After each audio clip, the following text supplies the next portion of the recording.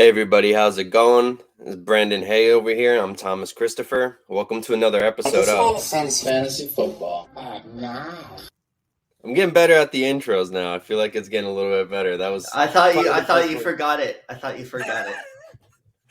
So for anybody who hasn't listened to us before, this is like a free-based podcast. You won't really see us like having notes prepped or anything like that. We kind of go with the flow, as you guys can see. I have a little tiny list of what we're talking about, and that's it. And I'm sure Brandon has the same. Brandon, if people haven't heard you before or seen your work, where can they find you at? Yeah, on Twitter you can find me at HeyB3. That @ sign looks really weird on the screen, doesn't it? Yeah, it's like at an angle. Like for both of us, yeah. Well, anyway, Yeah. Twitter and writing things for DLF. I just dropped something about an early 2004 mock for next year. So first round, just kind of what order I think it will be. So check that out. I'm going to have to check that out too. I think you're right. That kind of looks like a little football, which, I'll take it. It does. You guys see my name over here, Thomas CP_NFL. I work for their league winners. Putting it at the wrong side there. You can also find my work at JetsXFactor or GangGreenNation. So if you missed our other episodes, we talked about rookies, basically the NFL draft, went through quarterbacks, running backs, wide receivers, and tight ends. Now we're going to kind of start talking about just teams in general. And the first thing we want to do is talk about these wide receiver groups. I feel like wide receiver is like a position that's a lot more open now than it was in previous years. We have a lot more clogged wide receiver groupings, and especially with the NFL running a lot more 11 personnel with 3 wide receivers on the field, it makes fantasy football a lot more interesting. So we're going to break this up in 2 segments. This is going to be the AFC segment here. So the first team we have is a team that we've kind of discussed a little bit, but not completely at length, and that's the Baltimore Ravens. If you catch some of our other episodes, you got to see Brandon talk a little bit of junk about Lamar Jackson. Whether or not you guys agree with that, you'll have to check that episode out. So on the Baltimore Ravens, we have now Odell Beckham, Rashad Bateman's still a thing. And of course, they drafted your boy Zay Flowers, and they have a couple other heads there too. Mark Andrews, of course. How do you see that wide receiver room shaking out, though? Who's the wide receiver one there, in your opinion? The wide receiver one is Mark Andrews. I mean, he's going to be the main target, and I've got to see what I was really high on Rashad Bateman. He's had injuries, but I think when he's played well. Then Odell Beckham, whatever he's going to be, they say he's healthy. And then Flowers. But they have a lot of guys, too, after those top 3 that, like, they brought in Nelson Aguilar, who I don't think is, like, super good, but he's going to be good enough to get playing time. They still have Devin Duvernay, and Tylan Wallace. And a player I kind of like, Dante Demas out of Maryland. But, yeah, I think it's going to be Andrews, and I think it could be a different receiver each week. Zay Flowers playing in the slot might have, especially in PPR, might have the most consistent value. But I just think it's going to be a capped, receiver room. Some are going to go off on some weeks, but I don't think you're going to be able to tell each week unless it's just Mark Andrews. Yeah, I kind of have a similar sentiment, but I want to so out of the wide receivers, who do you think finishes the highest in fantasy out of those guys you mentioned, not Mark Andrews? It's tough, man. I think 2 of them could finish really close. I think 3. I think there could be a scenario where all 3 don't get over 1,000 yards, but get between like 700 and 900. And I think Bateman and Beckham are going to get more touchdowns because they're the bigger bodied receivers. And Flowers will do more of the heavy lifting, the 20 to 20s. In my opinion, but it depends on how healthy both Bateman and Beckham are. Yeah, I think the same thing. I was going to actually say the same thing. I think that Odell is probably going to lead them in terms of that wide receiver grouping this year, just based on like the contract they gave him. Like, if they're not, like, we discussed this a little bit at length previously, but we said, that he got that contract for a reason. He's going to get the ball. And I think that you're correct that Zay Flowers is going to do a lot of in between the 20s work, but then in the red zone, it's kind of going to cap his fantasy ceiling a bit, which for a Baltimore Ravens offense, if it changes from what we've normally seen, that could be pretty bad. I think it's Odell. Are you going to say it's Odell then too as the wide receiver one? Yeah, I think so because the same idea with Josh Allen when they got Stephon Diggs, kind of someone that he can just throw it up and like you just expect him to come down with it. I think that was the thought with Odell Beckham. I think that's Lamar's thought in teaming up with Odell Beckham. I just kind of worry that like everyone else, Lamar's thinking of the old Odell Beckham, the New York Giants Odell Beckham, and he hasn't been that guy in a long time. So we'll see if he can do that. But they do have options, and like I said, I don't hate Lamar. I just don't. I just don't put Lamar on a pedestal like some people do. I think all these players are going to help Lamar passing the ball, but I still think passing the ball he's capped. But since he runs the ball so well, I think fantasy wise he's still a top 5 fantasy quarterback. It's just I don't think he can elevate 2 or 3 receivers to have top 25 fantasy years. Yeah, that's basically where I'm at too. So what we're basically kind of saying, for this season at least, kind of try to avoid Ravens pass catchers not named Mark Andrews at ADP. So the next team, the next team I want to hit is kind of like trying to trick you into giving me the answer I want here because we're going to talk about the New England Patriots and who you think is going to lead that receiving room. We have JuJu Smith-Schuster. If you guys follow me at all, you guys know I've been praising. Me and Brandon have been going back and forth in my love for JuJu and his hatred for a few years now. So that's fun. He's there, and then we got Tyquan Thornton, who me and Brandon were both high on when he came out of class. He got drafted probably a little higher than he should have been, but he is an interesting guy to look at this year.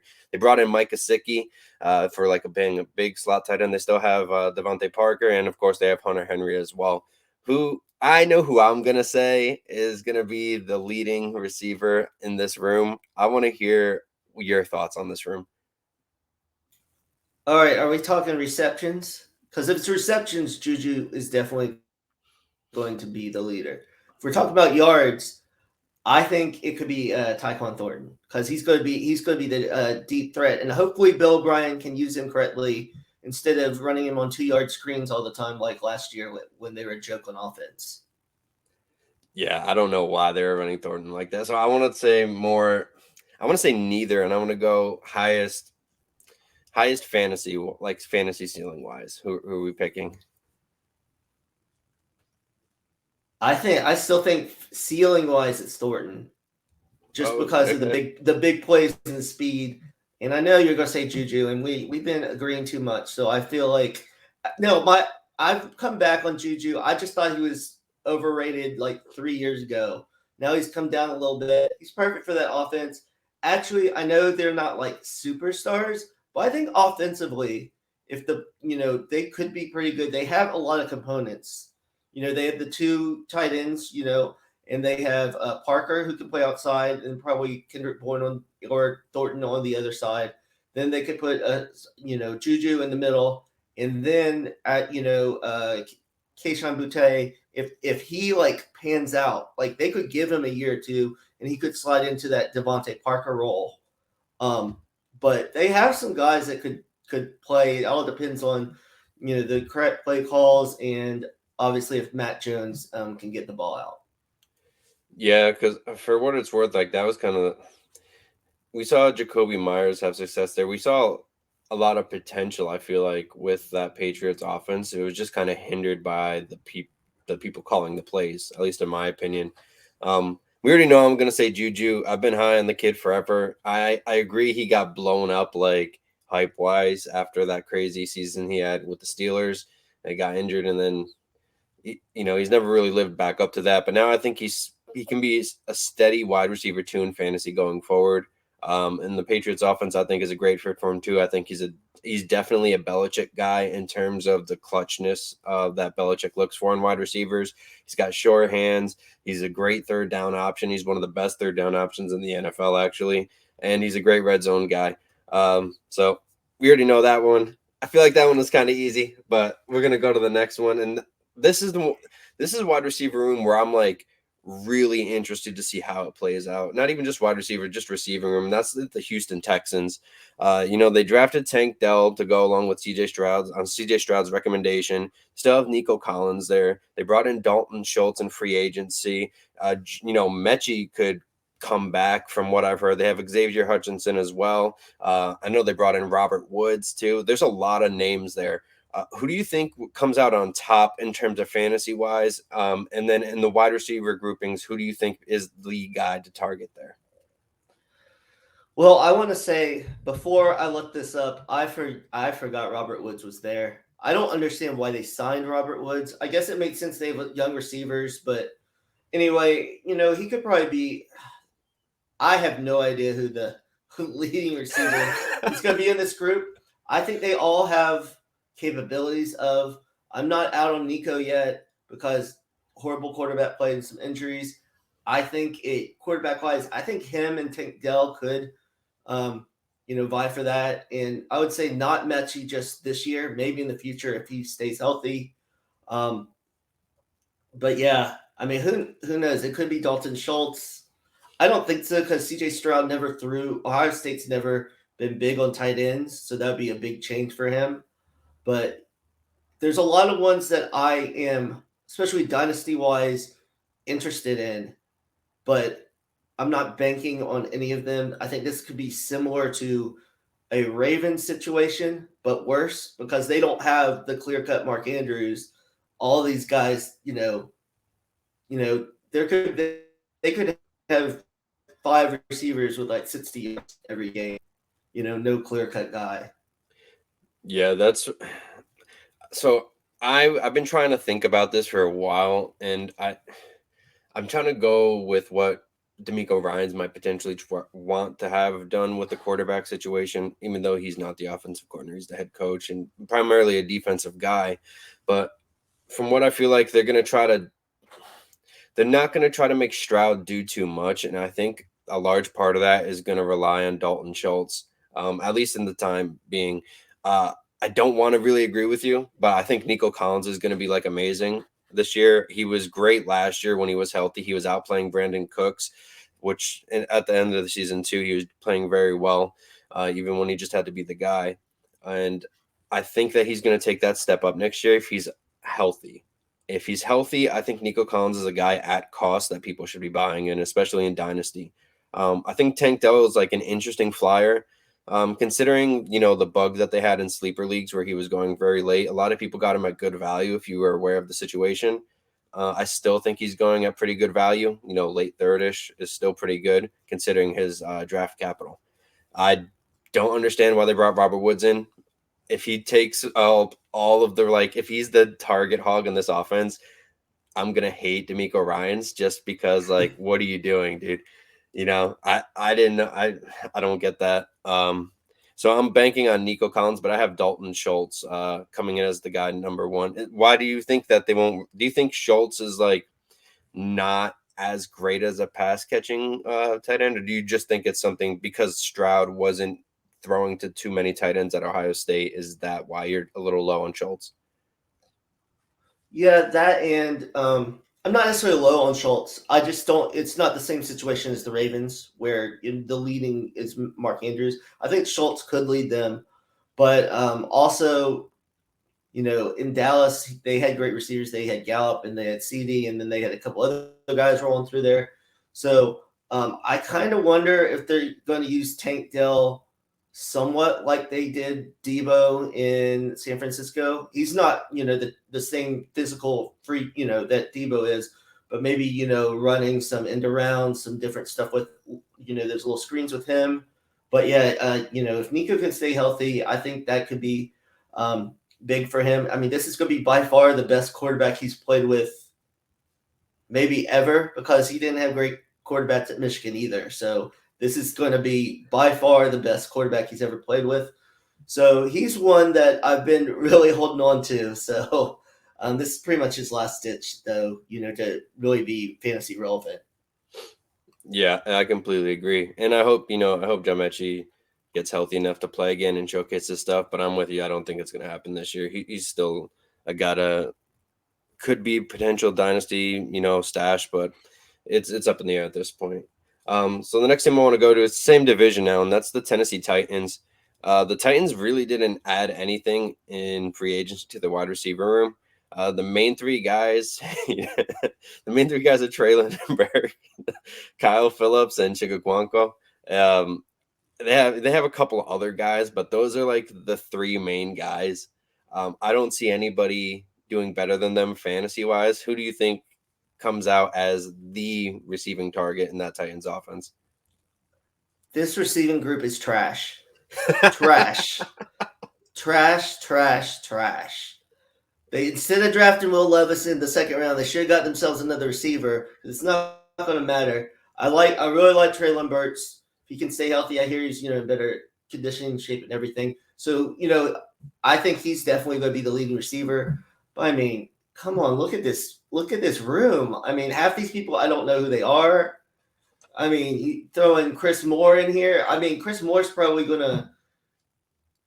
he's gonna do what he always does. He's gonna have two really good games, then people are gonna trust him, and then he's gonna give you like one catch for 6 yards when you need him. So the only receiver I want is Treylon Burks, and I guess Kyle Phillips somewhat late. But in my undrafted free agent column or article, I talked about Kyrus Jackson. He's from Georgia. Georgia receivers, they don't pass the ball a lot, but he's had some good moments. He's a highly recruited. So, and no one in this room other than Treylon Burks scares you. So if he has a good camp, I could easily see him maybe getting in the rotation, top 4 or 5. Might not do much this year, but if he gets in that rotation, then maybe he builds on it in the next couple of years. That's a good call for a good stash guy, especially if you have deep taxi leagues and deep taxi spots in your fantasy leagues.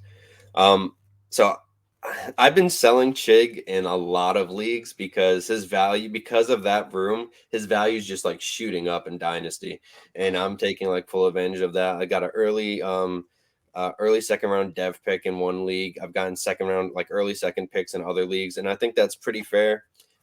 He could blow up and it could blow up in my face like some trades always do, but I'm going to take that risk. I don't really have too much Burks just based on like he's still, I mean, compared to like his ADP and stuff and his worth, like I'm not buying at that price right now. But my guy like is Kyle Phillips. I wrote about him as well. I think he reminds me so much of Hunter Renfrow. Like it's like even in my article, I stated that he's a quicker version of Renfrow, especially off the get. We saw him like torching people in practice last year before he got hurt. Even in practices with the other teams where they were doing the co-practices, he was just torching guys, and that's hard to do. Like you just don't do that coming off like that. He had some injuries. He had the injury after a great game when he had a great punt return, got injured there, and then he just wasn't the same guy for the rest of the season. From what I've read, he's been putting on some muscle. He's got, I think what I've read correctly, it's like 10 extra pounds on him. Tannehill fucks with him. The first game where Phillips was fully healthy, he had I think he had more than 10 targets or something like that. It was like Hunter Renfrow, Derek Carr-esque type of game. And I think that could be the case, especially because I believe Ryan Tannehill is going to be the starting quarterback this year. I think they might ease Levis in. That's a good question, actually. Do you think that Tannehill is going to be the guy this season, or do you think Will Levis is going to be thrown in like week 1? No, I think they'll start off with Tannehill because, I guess they're still trying to win like now. I guess it's like they've got one foot in the door and one foot out because they got Spears, which, is weird because they have Henry, because Spears, you got to play him now because they've even said he might only play a couple years in the NFL. So it's not like you can wait down the line for him. So I think they could, and it's weird because they drafted Hassan Haskins last year in like the 4th round. So they have a ton of running backs. Maybe they're just going to run the ball. But I think Tannehill will be there. And I just don't think there's enough volume for Kyle Phillips. to, really be overly fantasy relevant because they still have Burks and they have Chig and then those other guys, and they just don't pass the ball a lot. If they have to pass the ball a lot, they're going to lose a lot of games, and then Levis is going to come in earlier because Vrabel wants to do the ball control and just if he could only throw the ball like 6 times a game, I think he'd be happy with it. So, but yeah, it's going to be hard to tell. I mean, I still like Burks a lot, but kind of like we were talking with the Ravens, any of these receivers have a low ceiling just because they don't pass the ball enough. Yeah, I agree. That's why, I mean, as much as I say I like Kyle Phillips, I'm still taking him like off the waiver wire. You know what I'm saying? Like, it's not a guy that I'm wasting picks on or anything like that. I think his ceiling could be like a wide receiver 4, depending on how things go. Who knows? But at cost, he's probably the guy I'm targeting just because I feel like the rest of that room is so overpriced just because of how barren it is.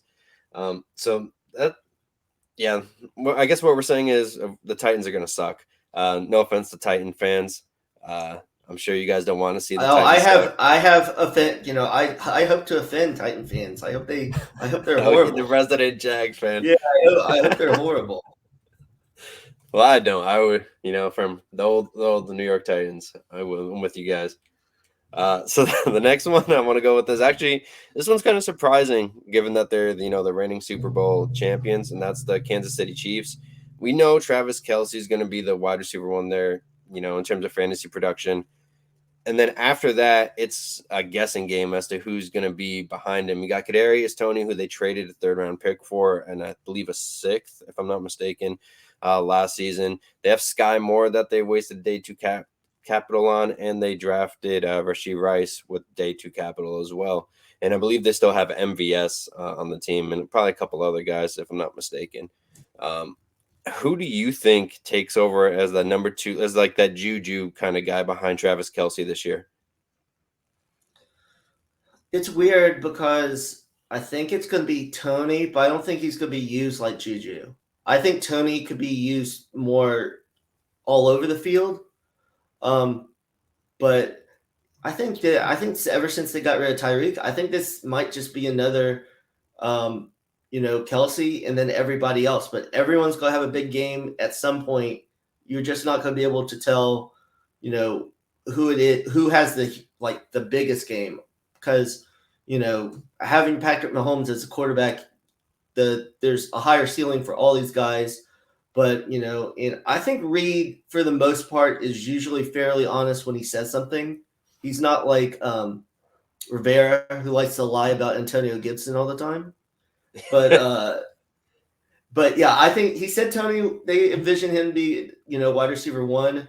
And then I think Sky Moore and Rashee Rice will kind of like battle out some of those things. Just look at its depth chart. I remember last year, everyone was going off with Justin Ross, the Clemson wide receiver, about, this practice videos and everything. I'm just saying they keep on drafting guys. He can't stay healthy. For all you guys that hope that you got a lottery ticket, I would just, I'd rather roster many other players than him on my Tatsy squad. Yeah, I'll agree with you on the Ross thing. I have 0 shares of him, and I will continue to have 0 shares of him. That's a guy that people just kind of have to move on with. In terms of like behind Kelce, I mean, I wrote that Kadarius Toney is probably could have the breakout. It could be a breakout player, as in a guy who's been in the league for at least 2 years outside the top 24, finds himself in the top 24. But at the same time, I really like Sky Moore. Like, it's kind of interesting. I feel like Toney has somewhat of a Tyreek skill set without the elite route running. He's just a very quick, shifty guy. But I feel like Sky Moore is very similar to Juju. So it kind of depends on how they want to run that offense going forward. I know when Juju was a little nipped up that they had Sky Moore basically replace him in terms of like how he was being spent on the field. So I'm interested to see how that goes. I've been trying to low key buy Sky Moore as a buy low, but sometimes it's a little difficult depending on who you're with in management. I've gotten him for like a late second, and I thought that was good enough, at least for a dart throw. I think it's probably going to be Toney too, though, man. Like, like you said, I think Reed's a great coach, and I don't think he does a lot of that coach speak. I think when he says something, he means he's going to actually do it. And he mentioned that Tony and Moore were going to be the guys he expects to step up in his place. It all just depends on who's going to be healthier, to be honest. Chiefs have a history of getting guys that just can't stay healthy. So I think it's going to come down to one of those two, and one of those two is going to be healthy. So I'm going to ask you, like, because we think it's going to be Kelsey and just a bunch of guys in like a best ball type of format, which one of those guys would you be picking? Best ball. Man, if it's best ball, I might go MVS Oh, because shit. because if you want the big plays in best ball, and he got a bunch of them, so it'd be interesting if Rashee Rice kind of takes over some of that deep threat type thing with his speed and his ability to catch the ball down the field. But yeah, best ball that, but I think with MVS, or Tony would be my two for best ball. Yeah, I'd go with Tony myself. And now for the last one, we're sticking with the same division. This time it's the Denver Broncos. Denver Broncos have Cortland Sutton, Jerry Jeudy, Tim Patrick, your boy KJ Hamler, and they also drafted Marvin Mims in the second round. They have some tight ends too, but depending on how they deploy them, those guys aren't really as reliable. They have Dolchik, and I'm not going to try pronouncing the other dude's name. We've seen my pronunciations go bad in the past. Uh, so Brandon, Oh, Albert O. Just call him Albert yeah, O. yeah, Alberto. And so Brandon, who do you think is going to be? Who do you think comes out on top in that wide receiver room? I want you to give me your top three guys that come out. Okay, so I think, man, it's so tough because none of the, well, other than Marvin Mims, well, he did bring Marquez Callaway over too, but none of Yeah, these guys are like have any ties with Peyton. So I don't yep, know if Tim Patrick is going to have, like, I think the coaching staff before really liked him. Well, the two coaching staffs before really liked him, and he's coming from injury, so I don't know how that's going to be. I think I would put Jeudy number one, and I guess Sutton number two, and then Mims. But that order could totally change based on training camp, because I think Peyton's going to play whoever looks the best, and I could see him using Cortland Sutton, thinking big body guy, kind of use him like early Michael Thomas, maybe. So it'll be interesting, how he really does that, because and it depends on what Russell Wilson really looks like. But I'm very interested to see what Peyton does with someone not named Drew Brees. yeah. He kind of lucked out too because I mean Russ isn't Drew Brees, but Russ still should have some elite capability at quarterback. Uh, I'm, I agree with you. Number one, I think is going to be Jeudy. I love Jeudy. He was like one of the best wide receivers last year. Towards the end of the year, he was on a hot streak, and I think him and Russ finally connected together well. After that, though, I'm actually going Marvin Mims, and then third, I'd probably have Dolchik. Uh, I'm not a big Cortland Sutton guy. I think that his time in Denver's kind of running out. He's like never been healthy ever since he had that contract. He's never lived up to the contract by far. New coach comes in, maybe has a chance to prove himself, but if the Broncos are, unless the Broncos are stupid, he's not getting another contract with them, at least at the level that he got last time.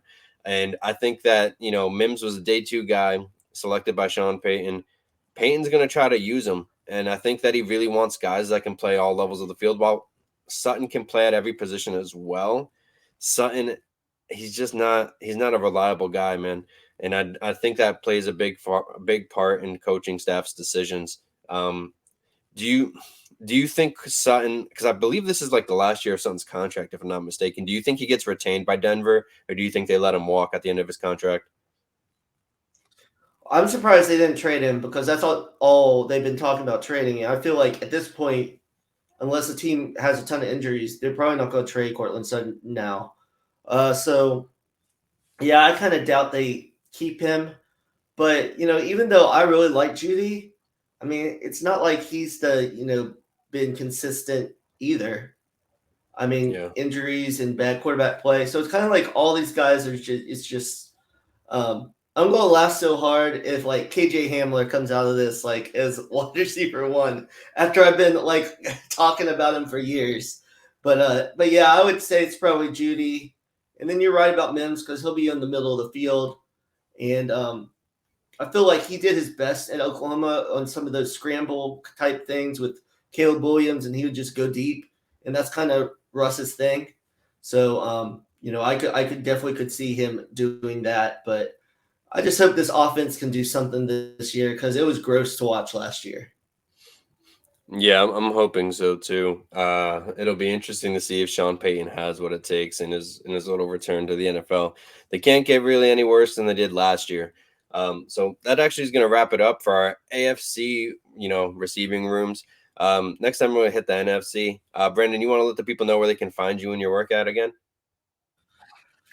Yeah, yeah. You can find me on Twitter at HeyB3. Any Titans fans or Lamar lovers can come at me with any of their anger. I'll take it. And then you can find my work at DLF. I usually try to tweet it out, but yeah, you can find it there. So yeah. Sweet. And I'm Thomas Christopher at ThomasCP_NFL. You can find me at the League Winners, or you can find my Jets content at JetsXFactor, GangGreenNation. Hope you guys have a great night, and don't forget to like and subscribe.